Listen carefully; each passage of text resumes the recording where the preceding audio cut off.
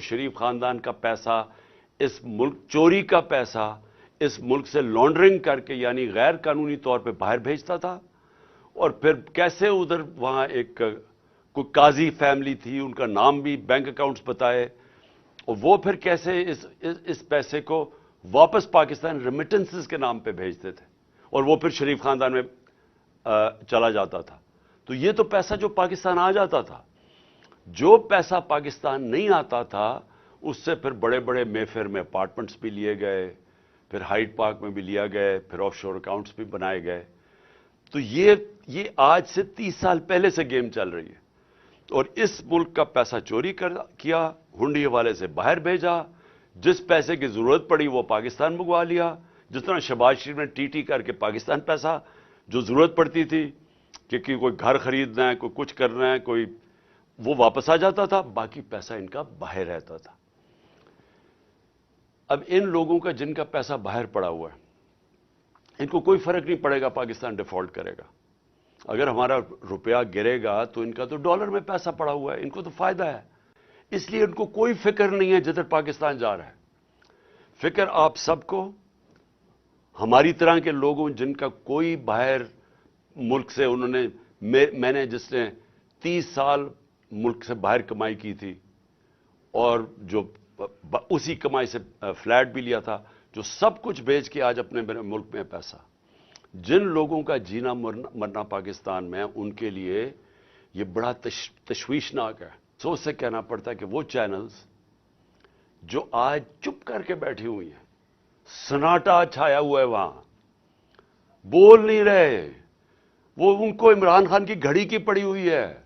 ये भी पहली दफा हुआ कि मैं अपनी घड़ी बेचूं, उसके ऊपर ही शोर मच गया है। मेरी जाती घड़ी है, मैं उसे बेचूं, मैं जो मर्जी करूं उसे, उसके ऊपर कोई बात नहीं कर रहा कि आज लोगों का जो माशी कत्ल हो रहा है। हमारे दौर में माइक जा रहा होता था सबके सामने, अच्छा जी बताएं कितनी महंगाई है, कितनी तकलीफ है, चुन चुन के। आज क्यों नहीं जा रहे? आज जरा ये सुने कि हमारे दौर में जब लोगों के पास जा रहे थे, महंगाई कितनी थी, तो इन्फ्लेशन थी 12.5%। उस पे जनाब बिलावल भुट्टो ने इतना जोश में कि मैं महंगाई मार्च करने लगा हूं, मैं कांपे टांग देंगे इस्लामाबाद में पहुंच के। तो आज महंगाई किधर पहुंची है?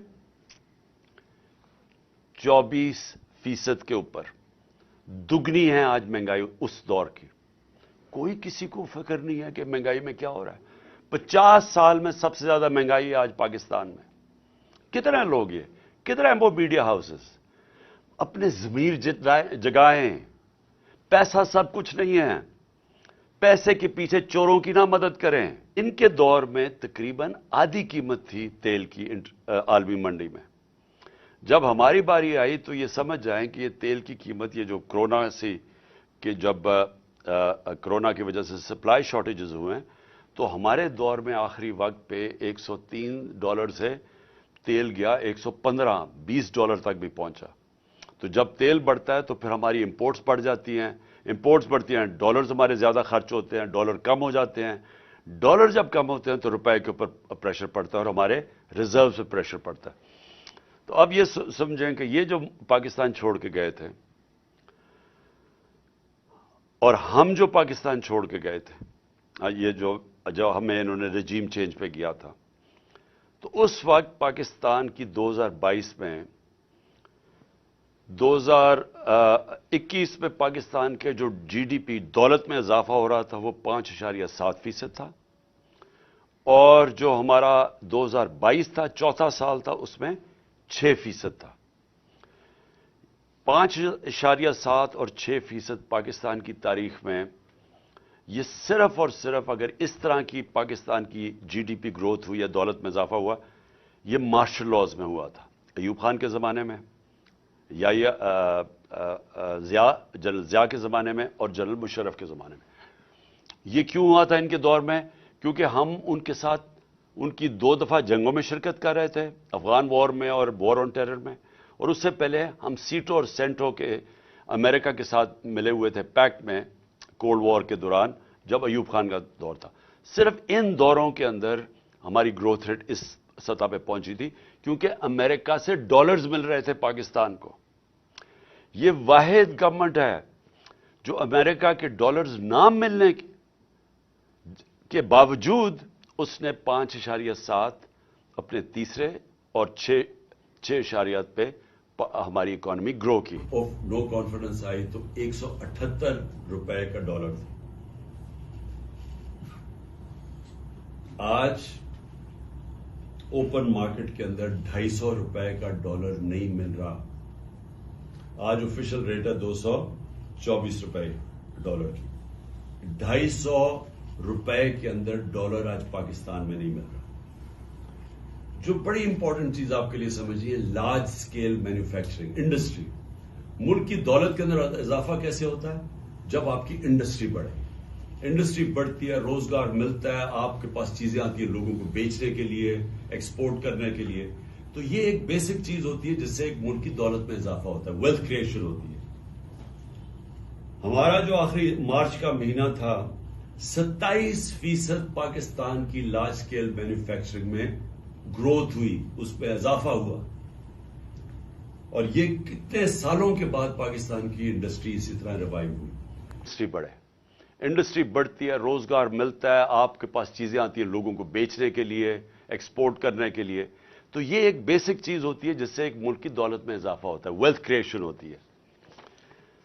ہمارا جو آخری مارچ کا مہینہ تھا، 27% پاکستان کی لارج اسکیل مینوفیکچرنگ میں گروتھ ہوئی، اس پہ اضافہ ہوا.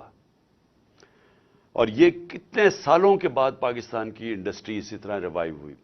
اور انڈسٹری ریوائیو ہونا آسان کام نہیں ہے، کیونکہ انڈسٹری اگر آج فیصلہ بھی آپ کریں گے، ان کو انسینٹیوز بھی دیں گے، تو وہ ٹائم لگتا ہے، کیونکہ فیکٹری مشینری بنانی پڑتی ہے، امپورٹ وہ سیٹ اپ ہوتا ہے، اس کو ٹائم لگتا ہے.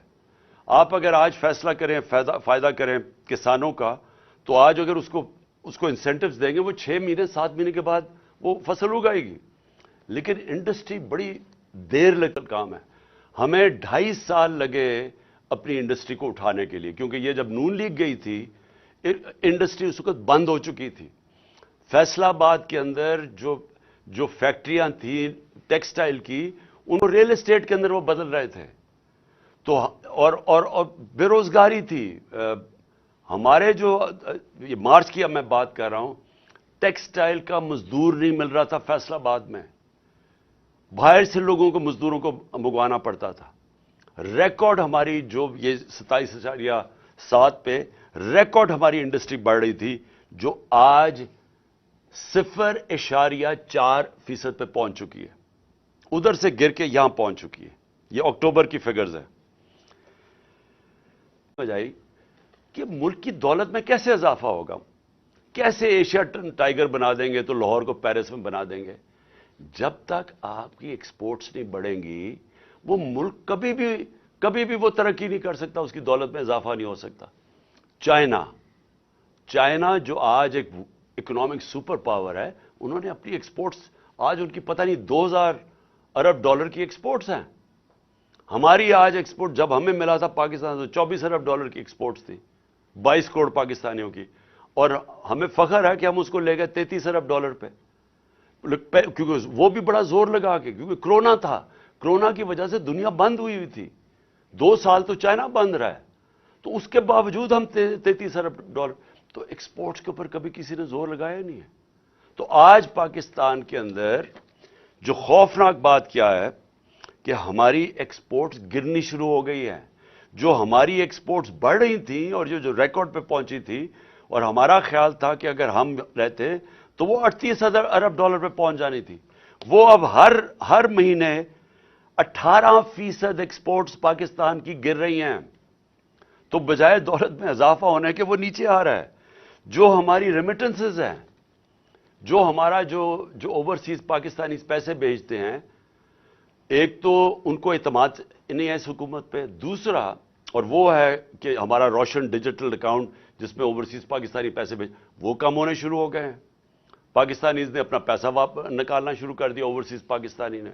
اور دوسرا کہ جب اتنا بڑا فرق آ جائے آفیشل ڈالر کی ریٹ میں اور مارکیٹ ریٹ میں، تو وہ تو ایک دم سیدھا ہی اس کا فرق پڑے گا ریمیٹنسز میں.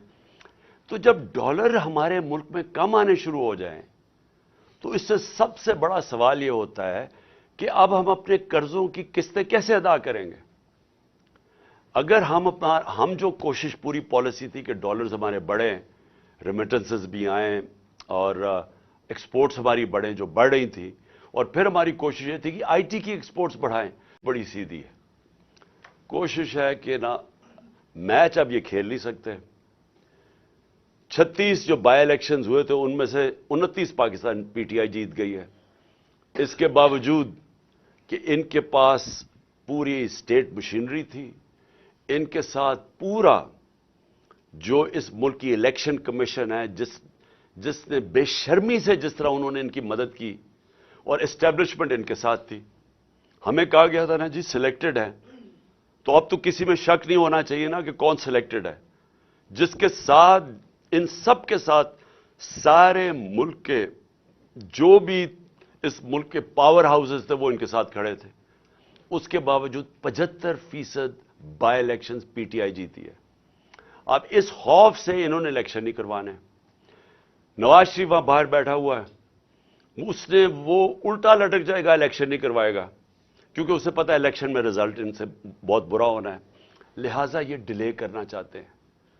ان کی تو اگر کوشش ہو تو یہ تو اس سے بھی آگے جانا چاہتے ہیں۔ تو اگر یہ الیکشن نہیں ہوگا، تحریک انصاف کا نقصان نہیں ہونے لگا، ملک کا نقصان ہو رہا ہے۔ ملک جس تیزی سے نیچے جا رہا ہے، مجھے چھوڑیں، باہر کے کوئی بھی انڈیپینڈنٹ جو معیشت کے تجزیہ کار ہیں کسی سے پوچھ لیں، یہ جو موڈیز اور فچ جو کریڈٹ ریٹنگ کرتے ہیں دنیا میں ملکوں کی، کیا وہ تو ہمارے ساتھ نہیں ہیں جو کہہ رہے ہیں کہ آج پاکستان کی ریٹنگ بالکل نیچے گر چکی ہے؟ جو آج اگر ہماری جو سی اے ڈی ہے، جو ہمارا جو جو کریڈٹ رسک ہے آج پاکستان کی، جو آج 100% پہ پہنچ چکی ہے، تو وہ تو ہمارے نہیں ہیں۔ اس کا مطلب ساری چیزیں بتا رہے ہیں کہ ملک جا رہا ہے اس وقت معاشی تباہی کی طرف۔ جو سب سے بڑا جو میں آخر میں بات کرنا چاہتا ہوں وہ اعظم سواتی کی ہے۔ میں سمجھتا ہوں کہ ایسا میں نے اپنے ملک میں مارشل لاز میں ایسے حالات نہیں دیکھے جو اعظم سواتی سے ہو رہا ہے۔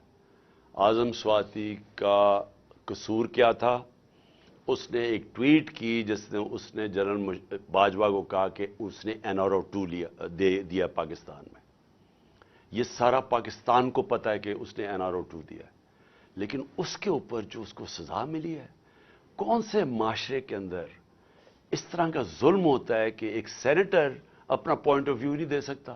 بھئی آپ کہتے ہیں نہیں دیا، لیکن یہ تو نہیں کر سکتے آپ کو ننگا کر کے اس کو مارو، بچوں کے پوتوں پوتیوں کے سامنے اس کے اوپر ظلم تشدد کرو، اس کے بعد اس کو یہ جو آپ کر رہے ہیں اس کی پھر بیوی کے اور بیٹی کے سامنے گندی کیسٹ بھیجو، اس کے بعد وہ اس کے اوپر کیسز کر دو، کوئی 30 کیسز کر دو، اس جو ہارٹ کا مریض ہے اس کو کوئٹہ بھیجا جائے ان حالات کے اندر، پھر اس کو اب سندھ پہنچا دیا ہے، اس کے گھر کے اوپر انہوں نے واردات کی ہے، ایک دم سی ڈی او کو پتا چل گیا کہ اس نے کچھ اس کا گھر سیل کر دیا ہے۔ کون سی دنیا کے اندر اس طرح کے حالات ہوتے ہیں جو اپنے آپ کو جمہوریت کہتی ہے؟ یہ ظلم کا نظام ہے، اس کی انتہا ہے۔ اس کے اوپر میں صرف ختم کرتا ہوں حضرت علی کا قول سے کہ کفر کا نظام چل جائے گا لیکن اس طرح کا ظلم کا نظام نہیں چل سکتا۔ دیکھیں ہمارے ساتھ پوری طرح، میں آپ کو واضح کر دوں، ہم موقف مختلف ہوتا ہے، ان کا اپنا موقف ہے کہ وہ سمجھتے ہیں شاید آگے جانا چاہیے،